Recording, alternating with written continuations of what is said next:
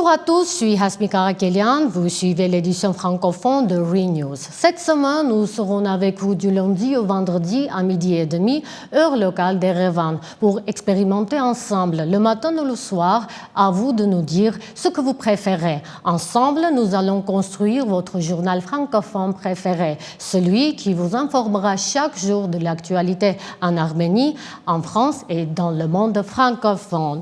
Nous sommes à votre écoute après chaque édition. N'hésitez pas à nous envoyer vos retours, vos questions, vos idées et à partager vos informations, qu'elles soient politiques, socio-économiques, culturelles ou encore des histoires de réussite inspirantes.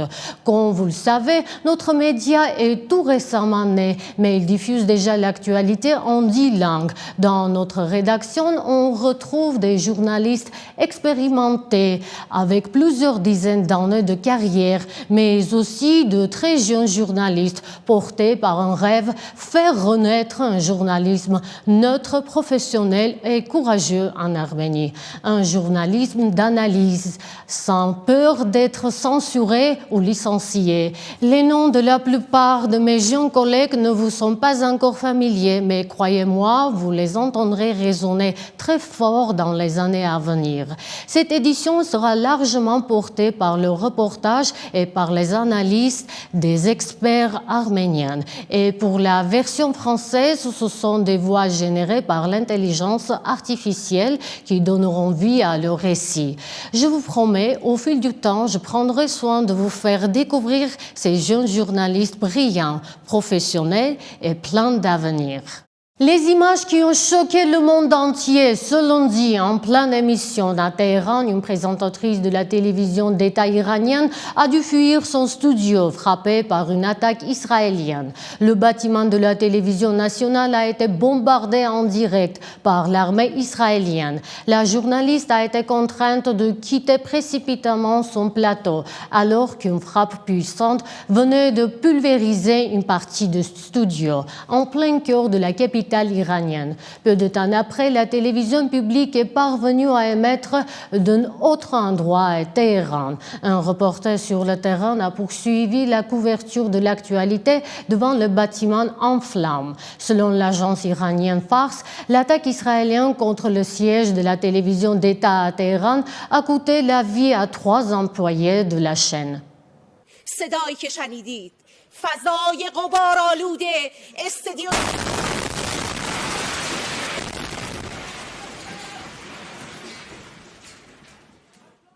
Ensuite, la télévision d'État iranienne a reporté que l'Iran a appelé 2 chaînes israéliennes à évacuer leurs locaux. Quelques heures après, une frappe menée par Israël contre le bâtiment de la chaîne publique iranienne à Téhéran. Le conflit irano-israélien ne se limite pas aux échanges de missiles balistiques et à l'usage d'armements ultramodernes. Il s'étend à tous les fronts possibles, militaires, mais aussi informationnels et psychologiques. Dans les 2 pays, l'accès à Internet est restreint, rendant difficile l'obtention d'informations indépendantes. Chaque camp s'efforce de convaincre sa propre population qu'il est en position de force proche de la victoire. Entre démonstrations de puissance, guerre psychologique et pression diplomatique, cette crise dépasse largement le cadre régional. Dans ce climat explosif, une question s'impose. Quel est aujourd'hui le rôle de l'arme nucléaire dans les équilibres internationaux et quelles pourraient être les conséquences pour les petits États comme l'Arménie, pris au cœur de cette tourmente géopolitique. Reportage signé par Annie Hovhannisyan.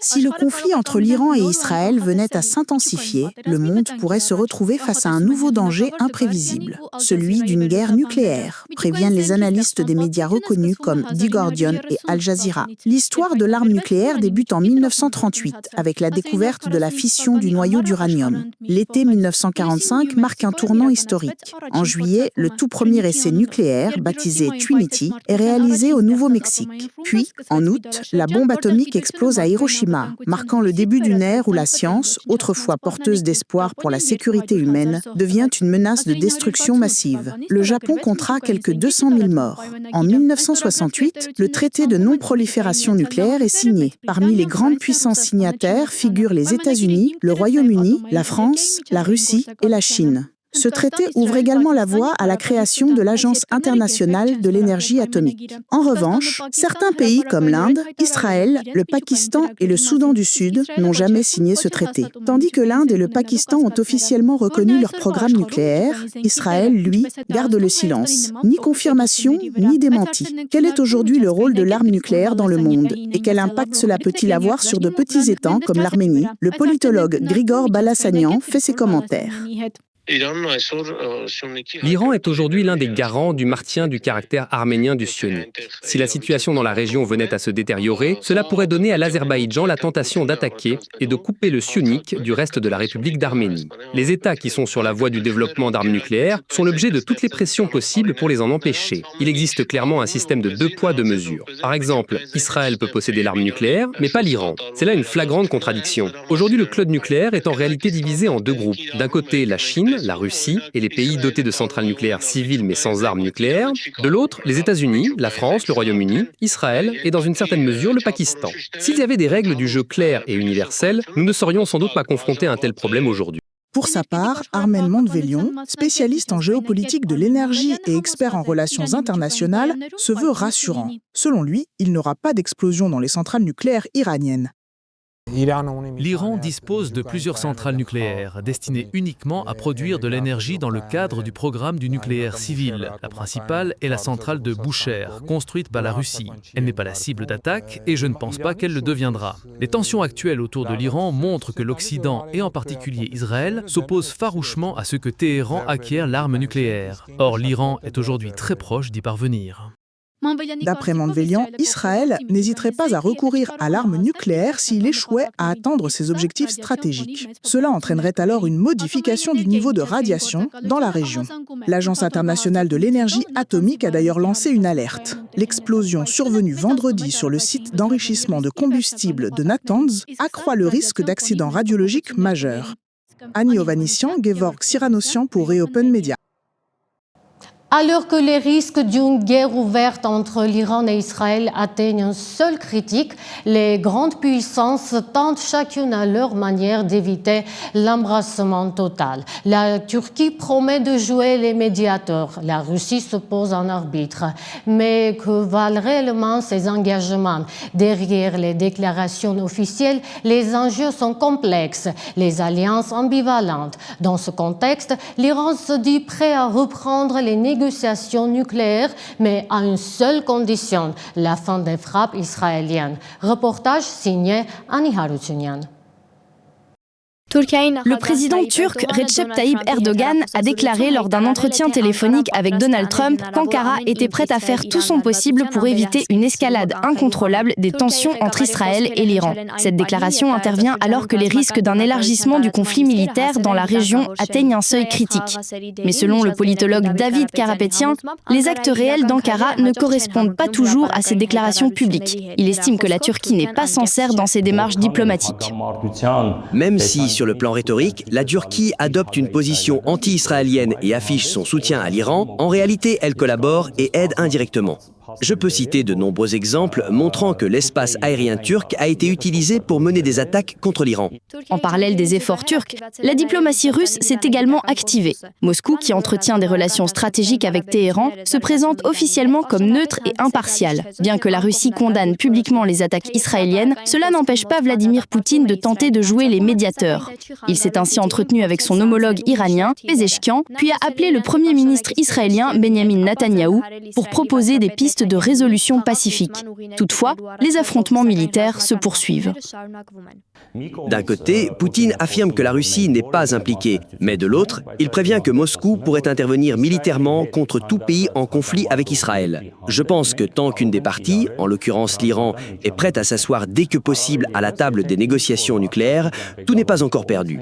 Il est clair que malgré ses efforts pour démontrer par son système de défense et de sécurité qu'il est encore capable de protéger son territoire et de dissuader dissuader toute attaque, l'Iran cherche également à revenir sur la voie de la paix, par tous les moyens, y compris les mécanismes diplomatiques. Selon le politologue, ce bras de fer ne débouchera pas sur une guerre mondiale. Le facteur décisif reste l'attitude de l'Iran, qui, d'après lui, est disposé à revenir à la table des négociations, mais seulement si Israël met fin à son agression.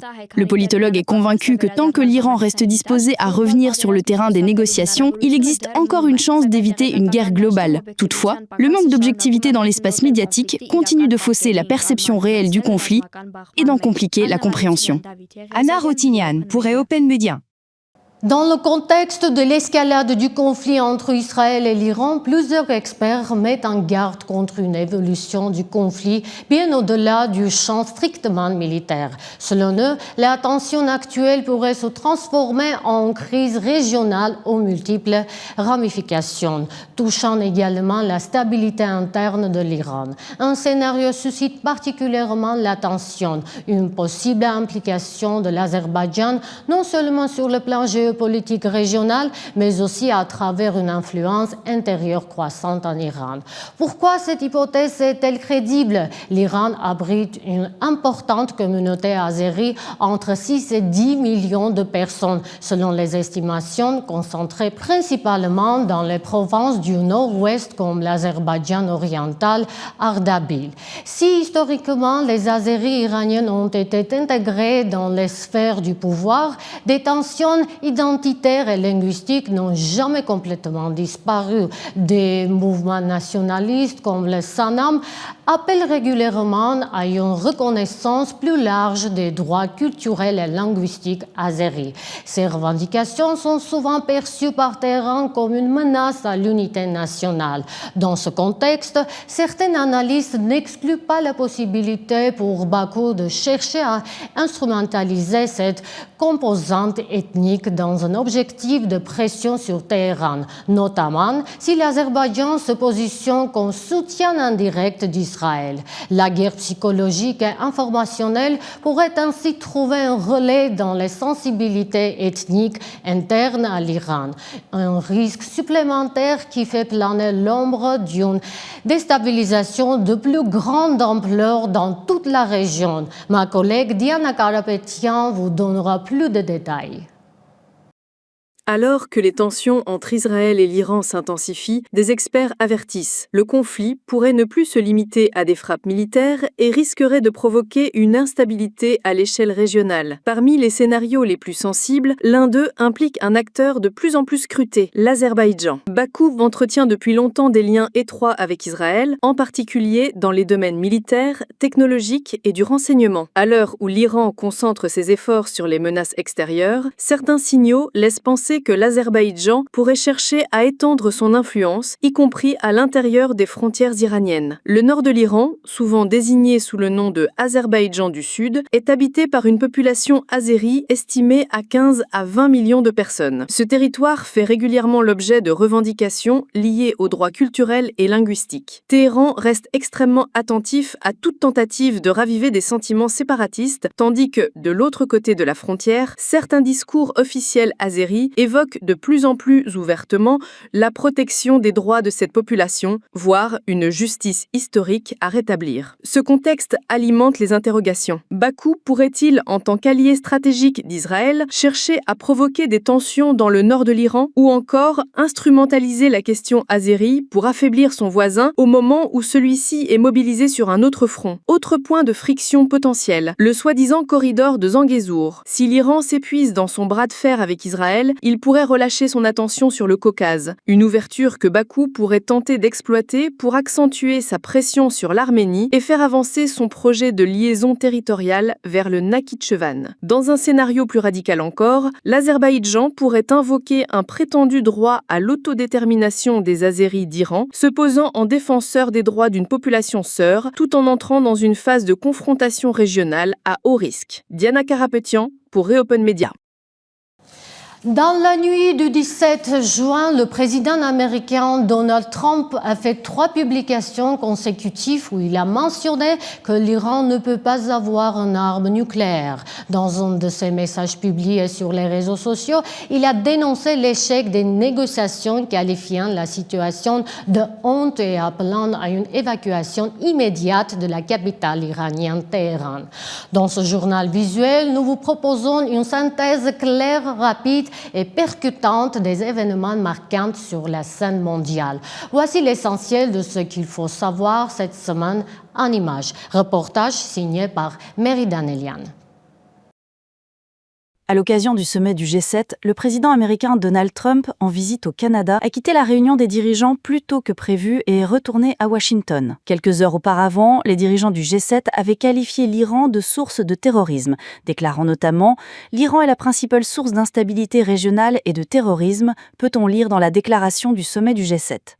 Emmanuel Macron prévoit de faire entendre sa voix. Avant son arrivée au Canada, il a fait escale au Groenland, accompagné de la première ministre danoise. Objectif, renforcer la coopération franco-danoise en matière de défense. Macron a dénoncé les ambitions américaines sur cette île stratégique, qualifiant de folie l'idée, autrefois évoquée par Trump, de racheter le Groenland aux Danois. Il a promis d'en discuter directement avec le président américain et a appelé les Européens à une prise de conscience face à ce qu'il décrit comme des appétits prédateurs. Du côté de l'Europe de l'Est, le ministère russe de la Défense affirme avoir remis à l'Ukraine les corps de 1248 soldats ukrainiens tombés au combat, recevant en retour 51 dépouilles de soldats russes. Selon Moscou, cela s'inscrit dans le cadre des accords passés à Istanbul. Au total, la Russie dit avoir transféré 6060 corps de soldats ukrainiens et se dit prête à en remettre encore 2239.